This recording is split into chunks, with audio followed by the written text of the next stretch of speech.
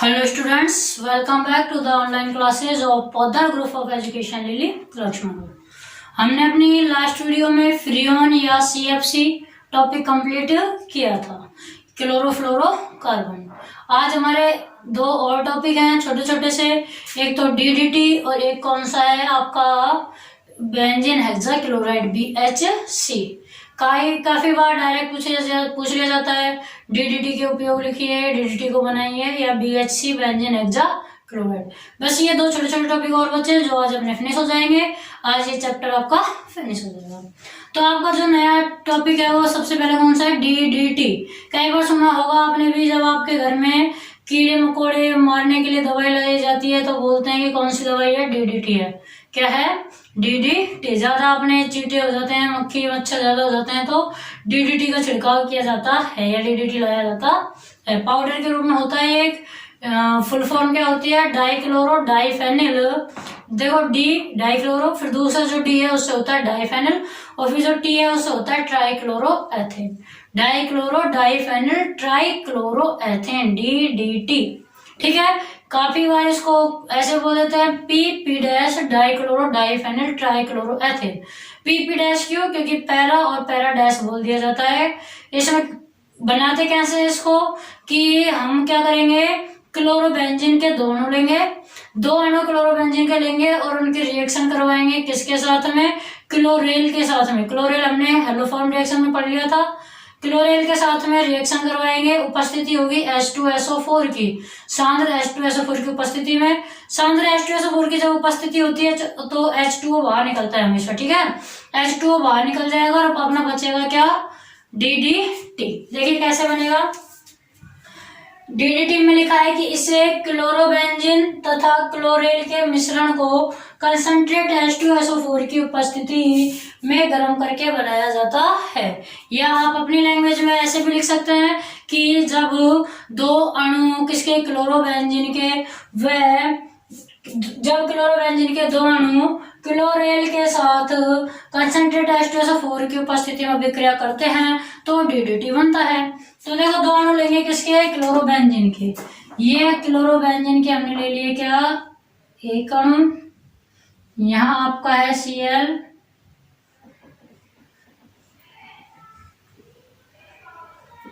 Chlorobenzene के दो अणु ले लिए। ठीक है, किसके साथ रिएक्शन करानी है? क्लोरेल। क्लोरेल क्या होता है? हाइलोफॉर्म रिएक्शन में भी आपने पढ़ा था CH3, C double bond O, यहाँ या तो R होगा या क्या होगा? H। R या H कुछ भी मिल सकता है। तो ये होता है आपका क्लोरेल। क्लोरेल मतलब 3 एक्सेस जुड़ेंगे C से और आपका कार्बोनिल समूह होगा। तो आपका क्लोरेल क्या होता है? C डबल बॉन्ड O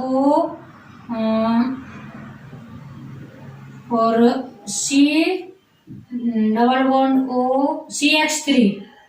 देखो क्या होता है,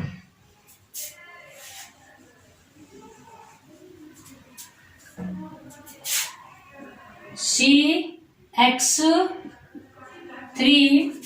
C डबल बॉन्ड हो, यहाँ मान सकते हैं H या R, कुछ भी। यही तो होता था CH3, C double bond O, R या H। तो हमने क्या ले लिया? H ले लिया। CH3, C double bond O और हमने क्या ले लिया? H। ठीक है ना। बाहर क्या निकलेगा? देखिए हमें पता है बेंजीन समूह में प्रत्येक कार्बन के साथ एक पर हाइड्रोजन जुड़ा होता है, पता है ना। यहाँ पर भी एक हाइड्रोजन होगा, यहाँ भी, यहाँ भी, यहाँ भी। ये हम शो नहीं कर रहे हैं क्योंकि इनकी जरूरत नहीं है। इस हाइड्रोजन को शो किया क्यों? क्योंकि इसकी हमें जरूरत है। पता है ना बेंजीन की संरचना 11th में भी पढ़ी है, मैंने भी बताई है। क्या करेंगे? ये H2O आपका बाहर, क्या बाहर होगा? H2O। अच्छा, उपस्थिति किसकी थी? उपस्थिति भी दर्शानी पड़ेगी, कंसंट्रेट H2SO4। उपस्थिति भी दर्शा दो। H2O बाहर, H2O बाहर निकाल दिया। अब बचा क्या आपका? देखो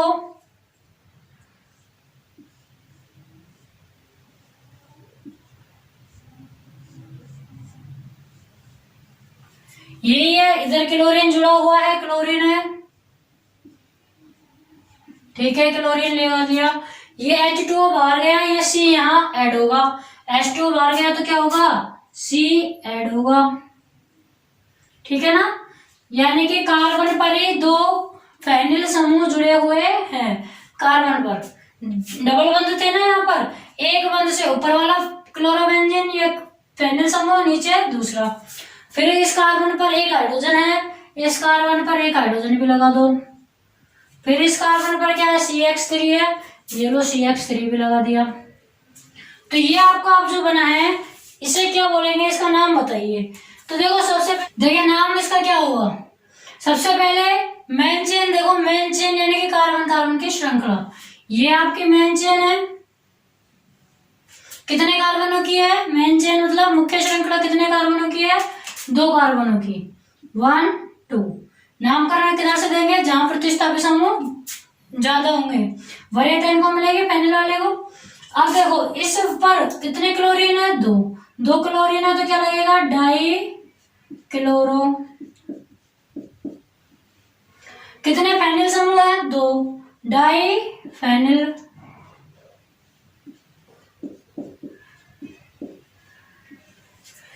खत्म, इधर आ जाइए, इधर कितने क्लोरीन है, 3, ट्राई क्लोरो। कितने कार्बन है, 2, एक कार्बन के लिए मैथ, 2 के लिए एथ, एथेन। शॉर्टकट में DDT, dichloro diphenyl trichloro ethane DDT। उपयोग किसमें किया जाता है, सफेद ठोस पदार्थ होता है और कीटनाशी या मच्छर मक्खियों को नियंत्रित करने में इसका उपयोग किया जाता है। ठीक है, लिख लेना। ये बीच में किसी का कॉल आने की वजह से ये कट गई थी पूरी वीडियो अपने, तो ऊपर का साफ कर दिया, वो आप पहले वाले में से स्क्रीनशॉट ले लेना। ऊपर जो लिखा हुआ था ना कि कैसे निर्माण होगा, वो पहले वाली थोड़ी जस्ट पहले की वीडियो में से स्क्रीनशॉट ले लेना, ये मैंने आपको दोबारा लिखा है। ठीक है, अब हम पढ़ेंगे क्या, BHC बेंजीन हेक्साक्लोराइड। अब हम क्या पढ़ेंगे, आपका नेक्स्ट टॉपिक है BHC बेंजीन हेक्साक्लोराइड।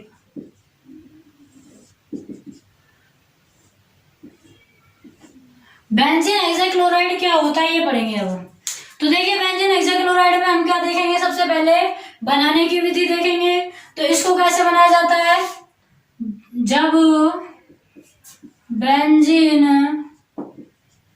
का क्लोरोनीकरण किसकी उपस्थिति में, पराबैंगनी प्रकाश की उपस्थिति में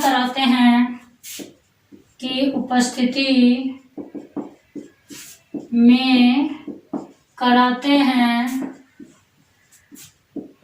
तो क्या प्राप्त होगा, BHC बेंजीन हेक्साक्लोराइड प्राप्त होता है, बेंजीन हेक्साक्लोराइड प्राप्त होता है।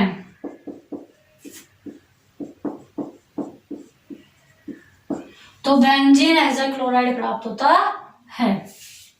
कराएंगे रिएक्शन, देखो बेंजीन ले लो, रिएक्शन किसके साथ, क्लोरीनीकरण कराना है, क्लोरीन के साथ। उपस्थिति किसकी, अल्ट्रावायलेट UV अल्ट्रावायलेट रेज या पराबैंगनी प्रकाश। अल्ट्रावायलेट ULTRA इंग्लिश में होती है, ULTRA अल्ट्रावायलेट VOILATE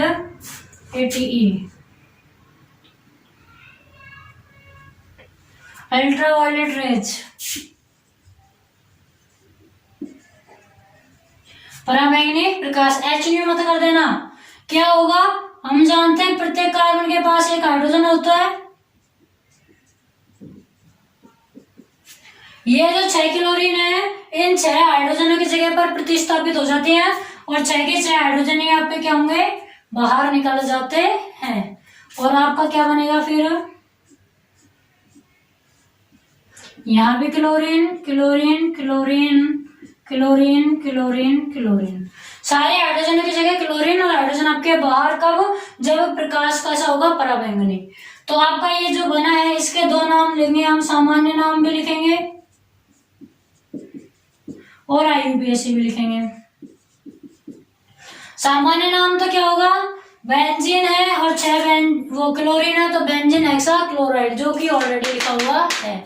सामान्य नाम तो इसका क्या है, BHC बेंजीन हेक्साक्लोराइड।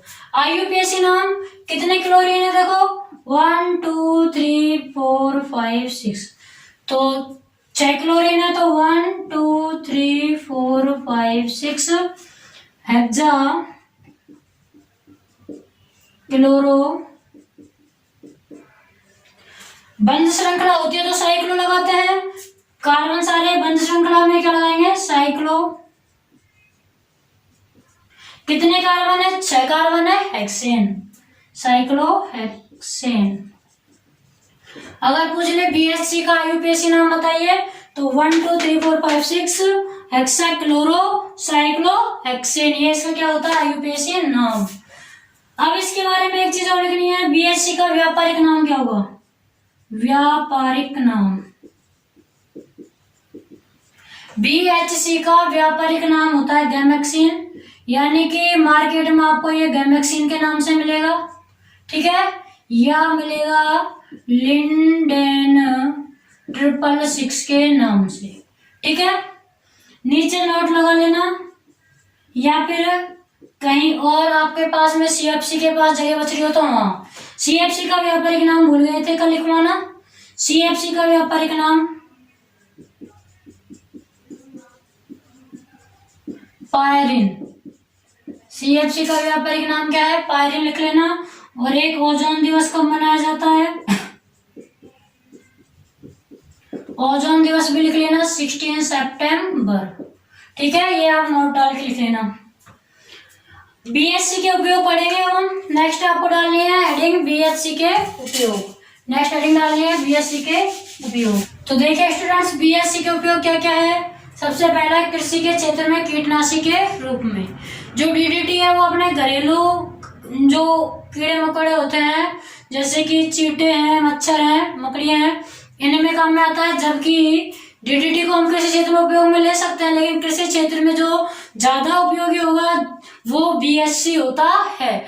BHC में भी बहुत सारे समावयवी के रूप में ये पाया जाता है, तो इसका जो गामा समावयवी है वो सबसे ज्यादा क्या होगा, उपयोगी होगा। नीचे लिखा हुआ है, पहले ऊपर का देखते हैं, कृषि के क्षेत्र में कीटनाशी के रूप में। फिर सेकंड है, BHC के अनेक समावयवी उपलब्ध होते हैं, जैसे अल्फा समावयवी, बीटा समावयवी, गामा समावयवी, जिनमें से BHC का गामा समावयवी सर्वाधिक कीटनाशी सक्रियता रखता है। क्यों? क्योंकि जो गामा समावयवी होता है उसका आकार सबसे छोटा होता है, अन्य समावयवी तुलना में क्या होगा, छोटा, और जिसका जितना छोटा आकार होता है वो उतना ही क्या होगा, सक्रियता रखेगा, क्योंकि उसकी भेदन क्षमता क्या होगी, उतनी ही ज्यादा होगी। तो उसकी भेदन क्षमता क्या होती है, सर्वाधिक होती है गामा की। इसलिए जो गामा समावयवी होगा बीटा का या BHC का, वो क्या होगा, सर्वाधिक भेदन क्षमता वाला और सर्वाधिक कीटनाशी के लिए प्रयुक्त होता है। ओके, अब नेक्स्ट आपकी छोटी सी हेडिंग है DDT और BHC का वातावरण पर प्रभाव। इसमें समझाने लायक कुछ नहीं है, आपको याद करना होता है, इसलिए आपको डायरेक्ट यहाँ स्लाइड पर लिखा हुआ मिलता है और वो आपको नोट करना है। ये तो आपको खुद ही लर्न करने होते हैं, ठीक है। तो नेक्स्ट जैसे है DDT है BHC का वातावरण पर प्रभाव। देखिए स्टूडेंट्स, DDT में BHC का वातावरण पर क्या क्या प्रभाव पड़ता है। पहला है, BHC के आधिक्य से जीवधारियों का तंत्रिका तंत्र प्रभावित होता है। यदि BHC का क्या हो जाए, आधिक्य हो जाए, यानी कि ज्यादा यूज होने लग जाए, तो जो जीवधारी होते हैं उनका तंत्रिका तंत्र क्या होता है, प्रभावित। कैसे प्रभावित होता है, मान लो हमने पेड़ पौधों में जो है, हम जो खाना खाते हैं, अन्न अनाज जो उगाते हैं, उसमें BHC का छिड़काव ज्यादा किया।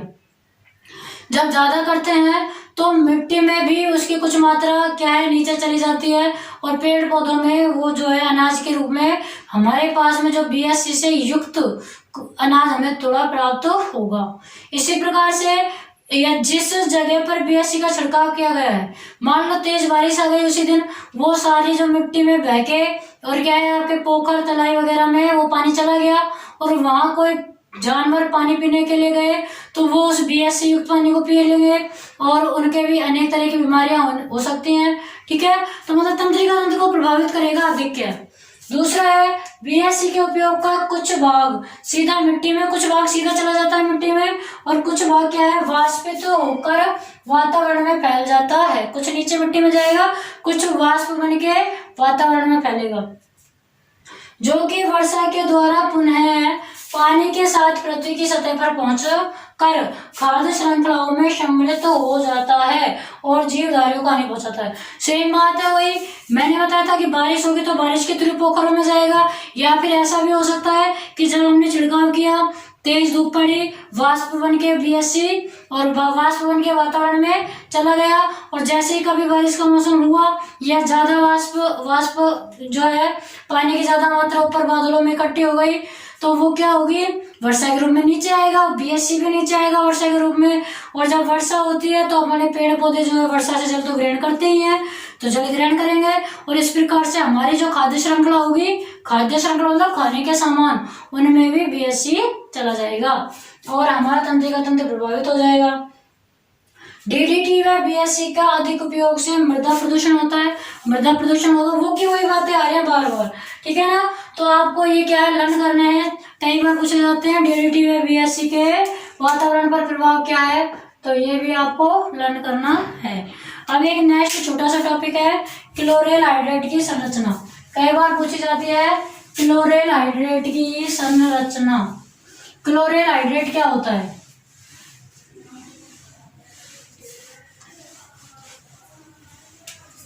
देखिए क्लोरेल हाइड्रेट क्या होगा, नेक्स्ट आपको डालनी है क्लोरेल हाइड्रेट,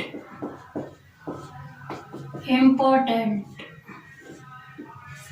की संरचना ही डाल लेना, संरचना आता है ज्यादातर है ना। देखो क्लोरेल क्या होता है ये तो आपको पता ही है, क्लोरेल बता दिया था कि CH3C डबल बॉन्ड O या तो H होगा या क्या होगा R, ये आपका क्या होता है क्लोरेल। क्लोरेल पता है ना, यहाँ पर H भी हो सकता है और क्या हो सकता है R। यदि हम इसकी क्या कराएं H2O के साथ रिएक्शन तो क्या होगा, ये आपका डबल बॉन्ड है ना, ये तो टूटेगा। देखो इस CH3 को ऐसे लिख सकते हैं CXH लिख सकते हैं CH3। ये आपका दूसरा C डबल बॉन्ड O था, वो एक बंद ऊपर और एक बंद नीचे, ऐसे डबल बॉन्ड बना लिया। और ये इधर आपका क्या है R है या C है, कुछ भी लगा सकते हैं। ये जो H2O होता है किसमें टूटता है H प्लस OH माइनस में, ऐसे ही तो टूटता है H प्लस OH माइनस में। तो क्या होगा, ये जो आपका H है ये तो ऊपर यहाँ आएगा इन दोनों के बीच में, H तो आपका क्या करता है इन दोनों के बीच में आता है, ठीक है। और जो आपका OH बचेगा ये वाला, ये जो OH है वो यहाँ आता है, OH जो बचा उसका O ये रहा और H ये रहा। ये आपका क्या है क्लोरेल हाइड्रेट, ठीक है। H आपका ये जो H है ये यहाँ और जो OH है वो आपका यहाँ जुड़ेगा, ठीक है। तो अब आपको यहाँ क्या दिख रहा है, देखो O भी अधिक विद्युत ऋणी तत्व होता है और X भी क्या होता है अधिक विद्युत ऋणी तत्व। जब दो अधिक विद्युत ऋणता वाले तत्वों के मध्य में हाइड्रोजन आ जाता है तो जो बंध बनता है उसे क्या कहते हैं हाइड्रोजन बंध। क्या है ये आपका क्या बना हाइड्रोजन बंध। ऐसे नीचे आपका क्या बनता है हाइड्रोजन बंध। क्या है ये क्लोरेल हाइड्रेट, हाइड्रोजन बंध है। और हाइड्रोजन बंध भी कौन सा है, जब एक ही अणु के मध्य में बने तो अंतर अणु, अलग अलग अणुओं के मध्य बने तो अंतर अणु। 11th क्लास में पढ़ा होगा। तो ये आपका है अंतर अणु का हाइड्रोजन बंध। क्या है अंतर अणु, ऐसे ऊपर भी क्या है अंतर अणु को हाइड्रोजन बंध। तो आपको ये याद रखना है कि क्लोरेल हाइड्रेट की संरचना कैसी होती है और कौन सा बंध बनता है, ये चैप्टर आपका फिनिश हो गया। नेक्स्ट हम पढ़ेंगे क्या अल्कोहल या कीटोन युक्त जो कार्बोनिल समूह होते हैं, ठीक है ना।